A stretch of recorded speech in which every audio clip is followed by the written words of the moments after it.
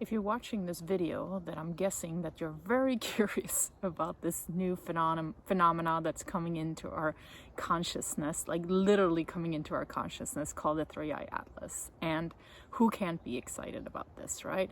We barely know what it is. We know where it's coming from. We know what it's doing.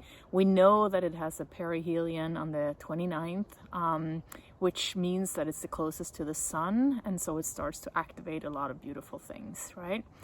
So if you're watching this video, you're probably feeling a lot of different things. Maybe you are realizing that some wounds that you thought were healed are coming up to the surface again, like big surprise, right?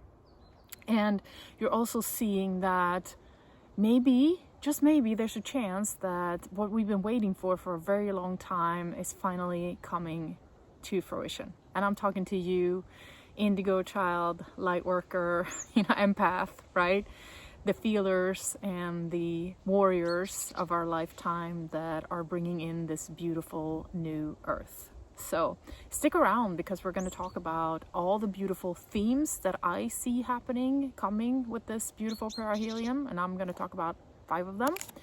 And I'm also going to give you hope and like a feeling of that, yes, we're almost there, right? So at the end of this video, you'll feel better.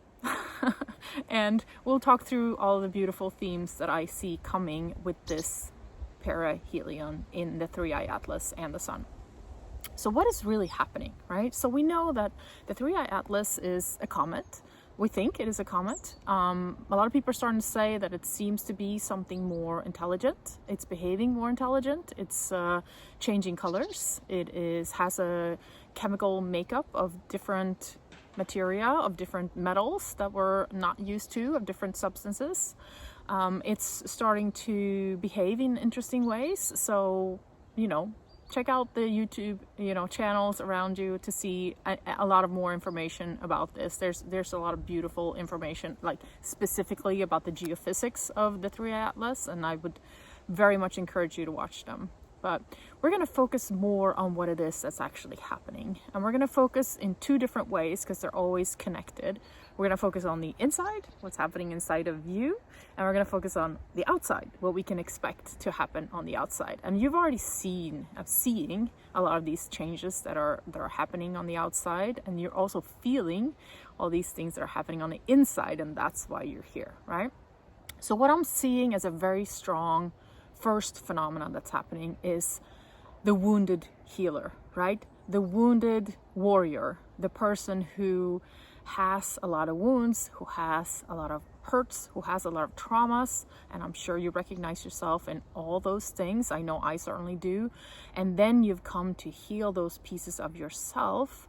And that kind of, how should I say, archetype, the archetype of realizing that there's a deep wounding, moving forward to healing it, meeting your inner child, diving into shadow work, realizing that as within, so without, you need to start to heal yourself if you want the world to be at a better place. You're probably kind of connecting to the term of being a light worker, or maybe being an indigo adult, which most of us are adults now, right? Or there can be some younger ones as well, but they're mostly referred to as other things, right? And you might also be a very sensitive being, an empath. So you know that in your past, things have happened. And if you've gotten far along on the journey, you're also going to start to see that there is a beauty, a gift in all the things that you've gone through. And those are closely linked to the second theme that I want to talk about, which is ancestral healing. So you have come here to heal a lot of things in your life, and then it also turns into the ancestral things, right? And I joked to somebody the other day, because they were dealing with their own ancestral line in terms of like their mother and their father wounding. And I was saying, we should have read the fine print when we showed up here, because it sounds all fine and dandy, like heal your ancestral wounds. Who wants to sign up here? And we're like, yes, I'll do it. And then when it actually comes to shove, push comes to shove, it's a extremely painful thing, right?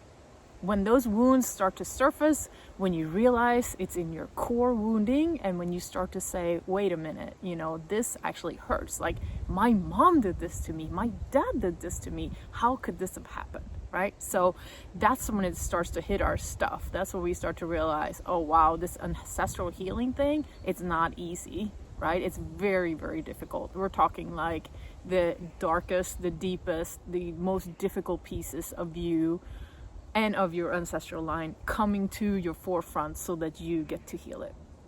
So that first theme of being the wounded healer, combined with the ancestral healing that we've all are doing, that we have done, I feel like with the 3i Atlas coming in now, and this is, I'll do a little sneak peek on this. I feel like the 3i Atlas is kind of like a catalyst. It's you know how it works in an engine where it really ignites and it starts everything going, right? It starts everything burning faster. So it's coming in to our consciousness and it is activating these pieces of ourselves again, right? So if we thought that we healed all of our parts, we feel like, I feel pretty good. Like, I've gone through this. I went through when I was 13. I did this, I did that, right? These things are going to surface again, and they're going to surface pretty hard. But what I think is positive is that the healing is going to happen quickly as well. So you'll be moving through your things, moving through the healing, your emotions, your wounding at a faster rate. So that's the catalyst, right? It's coming in, it's wounding. And here's the upside, because as wounded healers, once we heal, we become the healers who've actually walked that path, so we can ignite other people, help other people, heal other people, right? So I'm talking to you now, right? And those two archetypes of the healer and the healer of the ancestral wounding then becomes the new leader. So the new leadership that we're seeing coming through, and it's actually clear in astrology as well, if you look at this particular day on the 29th, that you see that the new leader is an outsider, a maverick. And this is theme number 3, right? It's a person who has been living on the outside looking in. Does this sound like you've recognized it, right? I certainly do. Like, the new leaders on this new earth are going to be people who have been through the hurt, have been through the heartache, have been there, done that, done all the difficult work, have seen the darkness, have come out through it into your own light, and realize that no one is to blame here. This hurt that I received is now a gift, and I can use it in my leadership. I can use it to create a world that is harmonious, that is loving, that considers everyone as equals. None of this kind of old top-down, leadership, this hierarchy that we've been seeing before, right? It's going to be completely different. And that's where you come in, right? You're going to be a different type of leader. You're going to listen to people. You're going to be humble. You're going to be loving, generous, thoughtful, compassionate, right? And that brings me to theme number 4, which is breaking down of the old. Right? In order for the new thing to appear, the old has to break down. And you're going to feel it both on the inside and on the outside, like I said before. So for example, the old, the ancestral healing, the wounding that you've been working on for your whole life, or maybe several years, or however long you've been in this kind of spiritual awakening game. Because we're all living in a simulation, supposedly. Where was I? Yeah, so the old is going to break down, and you're seeing it everywhere. You're seeing Mother Gaia go through her hurts and releasing them. You're seeing our governmental systems, our politics, systems, our financial systems. They're going through a huge overhaul, and it's going to break down. We're seeing all kinds of horrors around the world. We're also seeing Mother Gaia releasing in terms of volcanoes, tornadoes, fires, all these crazy things like earthquakes, right? So she's going through her birthing pains as well. And we are too, because we're connected to everything. So we're releasing the old as well. And that's where kind of like that healing comes in, the letting go, the moving into something new, right? So breaking down of the old patterns is definitely going to happen. And it all happens in conjunction with everything else, right? So you have the wounded healer who now becomes a new leader in the new world. But in order for that to happen, the old has to fall down, right? So what is this new leadership going to be like? I feel like it's going to focus on freedom. It's going to focus on being humble. It's going to focus on love. And it's going to focus on you. What I also wanted to say is that the maverick that we were talking about, and this is theme number 5, it's going to bring in new ideas. So all those dreams, all those thoughts that you've been holding on to for dear life, your whole life, that you felt were maybe too out there, that you felt were not compatible with what you saw out there, with what you felt on the inside. Those new ideas are now finally here to be birthed. They're finally here to be reborn. And you, as the outsider, the maverick, the person who has clarity, who has healed, can bring forth these new ideas in your leadership. So I feel like it's going to be quite beautiful with all these 5 things coming together. It's going to feel intense, and I've been doing a bunch of updates for that reason, because I want to be here and support you and support myself as well, because none of us are above it. Like, we're all feeling this, we're all going through this, and it is quite difficult, and it can be very, very shocking for the system when these old things come forth that you thought you were done with. It's over, you're totally fine. You don't need any of this anymore, right? So be there for yourself, seek strength in others, build your community. And I think as we're talking about the new leadership, it starts to focus a lot on community. It starts to focus on how can we build a new world with the frequency of love, with the frequency of our souls coming together, holding hands, creating something new. So that, I feel like, is an extremely strong theme. So on the outside, that's what I think we can expect. And as we're all stuck in our own world, I thought about a way of describing this fall, and I've used it a little bit before, but I want to go even more specific. So I am an architect in my regular world, and I feel like there's a perfect analog for what's happening right now. So imagine yourself that you are wanting to build a new house. Big surprise, right? And you are thinking about it first, right? When you want to create a new house, build a new world, you first sit down and you start to think about, what is it that I want? Right? What is it that I want to see in this new world? What is it that I want to see in my house? Well, I want a bathroom, I want a kitchen, I want a couple of, living room, a couple of bedrooms maybe. I want it to be facing in a certain direction so that I get the sun. Like, you start to think about all the things that you want in your house. These are thoughts. Then you start designing, or you go to someone like myself and you say, hey, these are the things I want. Can you help me design this?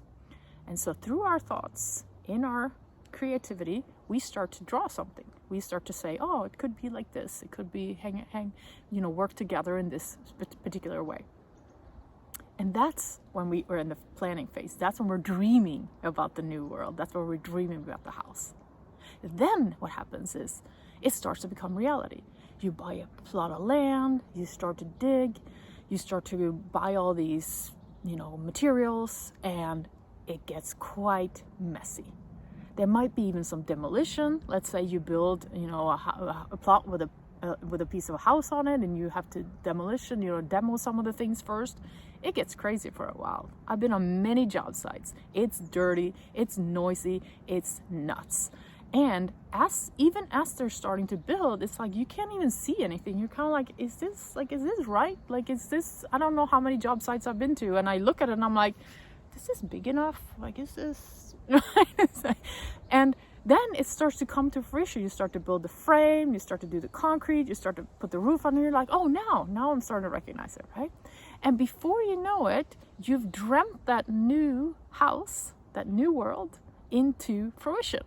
And you start to see, oh wow, it's coming together, it's becoming beautiful. There's less and less noise, less and less, hammering and dust and all this stuff, and it's starting to look like a house. This is how I see our process. And we're now in the middle of kind of building that house. We've been planning for it for such a long time, dreaming about this new world, dreaming about what it's going to be like, imagining and visualizing it, putting our attention to it, like we want to live in a world of love, right? And now we're building it. We're in the middle of building our dream life, our dream house.